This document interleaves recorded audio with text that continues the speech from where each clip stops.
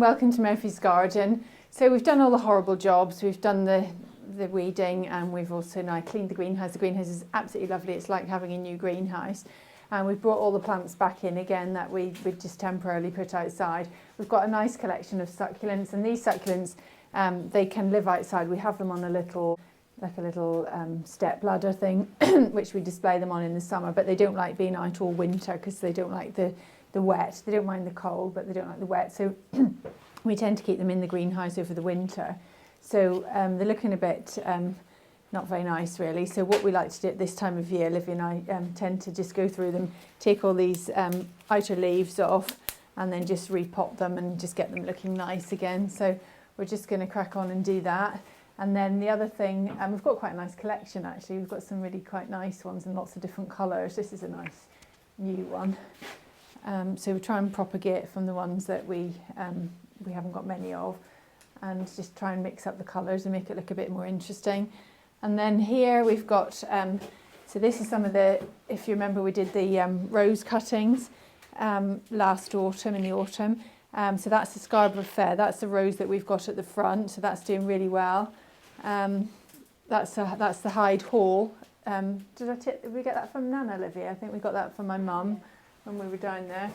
And then the Olivia roses, we continue to propagate the Olivia roses, and they seem to take so well and so easily. That's doing really well. And then the other thing was the, where are they? So we did the plants that we've, that says a courgette, that's not a courgette, that's a, what does that say? Oh, these are the Desdemona roses that we did, I think. Are they the Desdemona ones then? What does that say? I think I'll read it. Oh, no, this is the little climber. So this is one of my mum's neighbours. She had this beautiful little climber.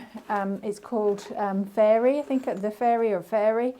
And she's just recently sadly died. And but last summer she let us take some rose cuttings from her plant, and it's just lovely to see that they've taken. So we'll always have that memory of her, which is lovely. So that's a climber. And then we did take the Desdemona roses. Do you know, I can't think where they are. Where are they? We've got some Desdemona ones, but I can't remember where they are. These are actually Olivia roses as well, so I have to find them. I can't think where I've put them. Anyway, we'll find those. So we're just going to get on, and I want to pot on those roses because, as you can see, the soil's gone really sort of green and mouldy, and the last thing I want is for them to rot off. So that's what I'm going to do. So we've got one Desdemona rose, but we definitely took more than that. However, we've got a pot here, we've got a group of rose cuttings, and I'm sure I did a group and labelled them Desdemona. However, this one says Olivia Rose in it, so we're coming down with Olivia Roses, and we've only got one Desdemona. So the moral of the story is get better at labelling plants, because I'm terrible. Like on some of them, on this one here, it says Olivia Rose on one side, and on the other side it says beetroot, but I know that's not beetroot, so that's okay. But on one of them, I think we've got one that says Hyde Hall on one side, and on the other side it says Olivia Rose. So we're massive confusion as to what on earth is what. So we're just going to have to pot them on and wait until they flower, I guess, to see what they actually are. So I'm really annoyed with myself about that. So here's Olivia, she's just potting on the succulents. So she empties the succulents out of the pot. They are quite pot blind. And then she's just taking off some of the excess soil and also taking off all the dead leaves. And you can just pull those off with your hands. I'm talking because she's not mic'd up.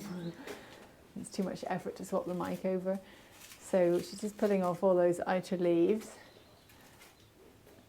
And then what you can do, there's some little babies around the edge, so you can just pull those off and they can be potted on, and they'll have little roots with them, and they'll soon root. That's it, you see little roots.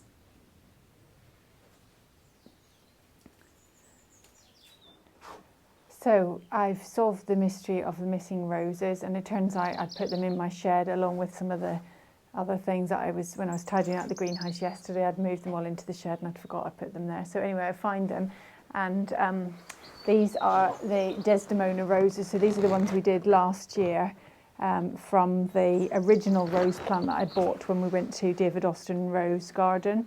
So we've got quite a lot coming on there. We've planted the bare roots in the autumn, so we planted 4 in each of the quadrants, but it would be nice to have maybe even 6, certainly 5 in each of the quadrants, just to sort of boost the stock. So it's really nice just to get these ones for free.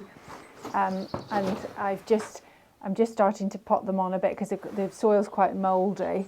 I just want to show you, look at the root system on that. That's just that tiny little plant. So they're doing really, really well. I'm really pleased with those.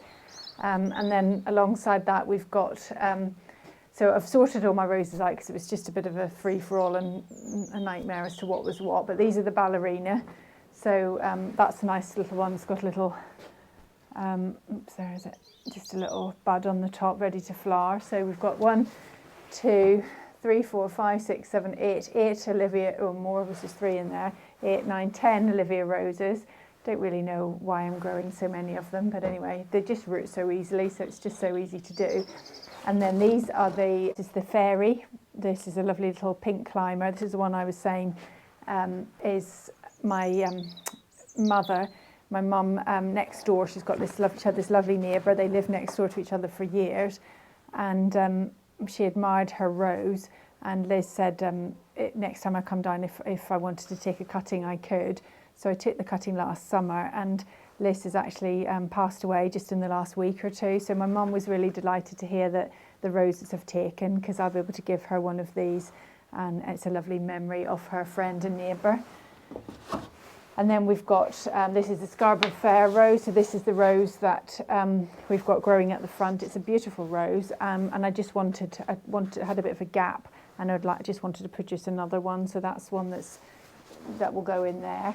And this one is a Hyde Hall, David Austin Hyde Hall, and my mum's got this, so it's quite nice just to get one of those too. So we're doing quite well on the rose front. We've also got a lot of little cuttings, and not little cuttings, little plants that I ordered. This is from a company called J. Parker, and when you order them, they come little tiny little plug plants. And this is a little Astrantia, which I thought was pretty, so ordered that. I must say, some of these things looked rather dead, but they are, if you look closely, there are some green shoots just appearing. In the parterre, as well as the Desdemona roses around the outside, we've got these obelisks, and I have had sweet pea on there previously, but the problem when you grow sweet pea is that it needs to be cut very regularly, and if you've got roses growing, it's quite difficult to get to the sweet peas to dead head, and they tend to get a bit kind of big and straggly. So I've decided I wanted to put some Clematis there instead, and this is a Clematis. It's called Princess Kate, I think it's called. It's got a kind of purple outer petal and white on the inside, and to look at this, it looks completely dead, but I've just noticed that there is a little shoot appearing here. So I've got 4 of those, and I'm hoping that that one has 2, so I'm hoping that they're okay. To me they looked a bit dead earlier in the year, but they look okay. So, and then we've got things like this. This is Gypsophilia, which looks interesting, so we'll give that a go. And then we've got just other things that we've taken cuttings from. This is the winter box, Sarcococca. We did buy 3 plants, and one of them died, so it looks a bit odd just having 2 plants on their own. Bit of a funny number, so I wanted another one. So this is just see, good root system. So I'll split that and get that potted on, just take all these weeds out. So all these things have been a bit neglected over the winter, but I'm going to give them lots of love and attention now. So we're now in the greenhouse, and you can see we're trying to create as much surface space as possible with these shelves. What I do is, once things start to germinate, so these are some little sunflower seeds that have germinated, and they only germinated, I only planted them last weekend, so look how big they are in the space of a week. So you can see that they're growing towards the light because they were in the house on a windowsill. So if I leave them inside, they would go really leggy and just not very healthy. So as soon as they germinate, they come out starting to germinate. So although these have been outside, these have been inside germinating, but I just don't like to leave them in for any longer than they need to be, because once they've germinated, they just go leggy very quickly. So I bring them outside, and although it is very cold at night time, we've got lots and lots of fleece. Murphy's lying on it. So we fleece everything really well. We've got some this bubble wrap which came with just some packaging. It's got fleece. It's got a kind of bubble on one side and kind of, I don't know, polystyrene on the other. So that's quite useful.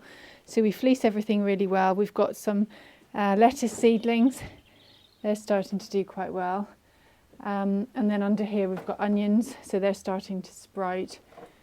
And then when the weather warms up a little bit, everything will start to go in. Now we have still got the roses taking up a lot of space on this side of the bench, so they don't need to be inside. They're quite hardy and they can quite easily go outside. So they'll have to go out and make room for more of the seedlings as they start to germinate. Now it starts to get very hectic in here and very full. No matter how big your greenhouse is, at this time of year, it's never enough.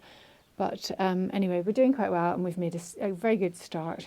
So thank you so much for watching, and join us in the next video. Bye for now.